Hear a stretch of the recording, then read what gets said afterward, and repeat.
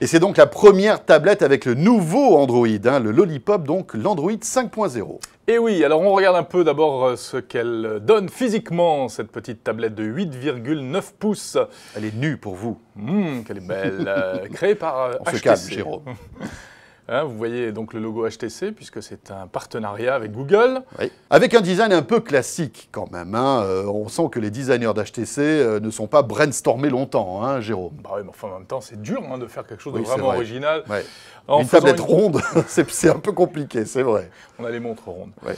Bon, malgré tout, c'est un format plutôt agréable. Elle tient bien en main et elle offre une large surface d'affichage. L'arrière, caoutchouteux, enfin on dit soft touch, pas désagréable.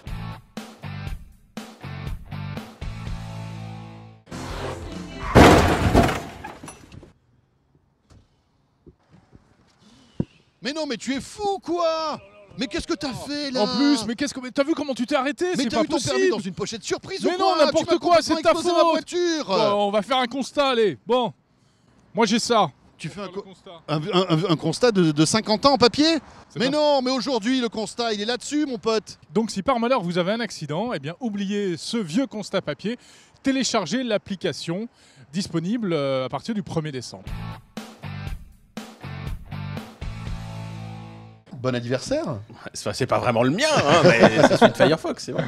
C'était en 2004. Ouais, le 9 novembre. Ouais. Alors qu'est-ce qui s'est passé le 9 novembre 2004? Bah, j'étais chez moi,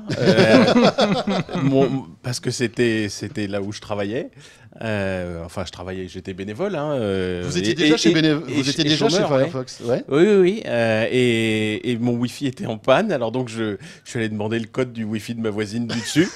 Et on a lancé Firefox 1.0 ce jour-là. Il s'en est fallu de peu que ça sorte pas, parce que j'avais pas de Wi-Fi chez moi. C'est-à-dire que vous êtes l'un des papas du premier Firefox, on peut dire ça comme ça, en toute modestie. Enfin, on était plusieurs. Enfin, faut pas étirer trop la métaphore. Hein. Mais donc oui, un des papas de Firefox et le président de l'association Loi 1901, Mozilla Europe. La démarche de Panasonic, elle consiste à parler de manière un peu provocante, c'est de dire « Ok, tu veux faire des photos avec ton smartphone, ça te regarde, nous on pense que tu n'as pas forcément raison, on fait des appareils photo très bien, qui sont extrêmement communicants. Maintenant, tu veux faire des photos avec ton smartphone, fais-le avec un appareil bien. » Et donc on a mis dans un smartphone, qui est un smartphone Android, je dirais standard, sachant que le standard aujourd'hui il est plutôt élevé en matière de téléphonie, c'est un Android KitKat, j'arrive pas à le dire, avec un processeur Snapdragon de Qualcomm. Oui, c'est du haut de gamme à l'intérieur. Voilà, mais du haut de gamme, comme l'est aujourd'hui un bon smartphone Android. Comment s'en sert comme ça? Non, voilà, c'est pas comme ça. Exactement. Hein. C'est le Sony Xperia M2. 180 €, pas mal hein, quand même, hein, pour avoir un Sony, donc une grande marque, pour moins de 200 €. Alors c'est l'entrée de gamme hein, de chez Sony pour ce prix-là. On se retrouve avec un écran de 4,8 pouces. On peut dire que ce smartphone est plutôt joli, hein, design réussi, sympa, de bonne qualité. Voilà, un écran lumineux, bien contrasté, comme il faut. Et puis surtout, gros point fort, l'autonomie.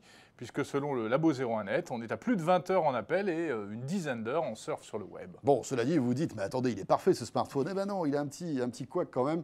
C'est l'appareil photo, seulement 8 mégapixels. Alors vous vous dites, bon, c'est pas mal 8 mégas, mais le problème, c'est que le capteur n'est pas terrible du tout. Voilà, c'est ça le souci concernant ce smartphone. Ça va être d'abord une poupée connectée. Kayla. C'est la vraie innovation de cette fin d'année parce qu'on a une poupée avec qui on peut discuter. On lui pose des questions, elle nous répond, elle va nous raconter des histoires. Donc c'est vraiment mon amie Kayla, une révolution dans le monde de la poupée. Quelle est la montagne la plus haute du monde? C'est le mont Everest qui est la plus haute montagne du monde. C'est une montagne asiatique dans la chaîne de montagnes de l'Himalaya. Et donc elle se connecte au smartphone en Bluetooth. Elle se connecte à une tablette, à un smartphone. Il y a une application qu'on va télécharger sur Internet. Et c'est l'application en fait qui a toute l'intelligence. Donc la poupée, lorsqu'elle se met à parler, eh bien, en fait, c'est la tablette qui va lui dicter.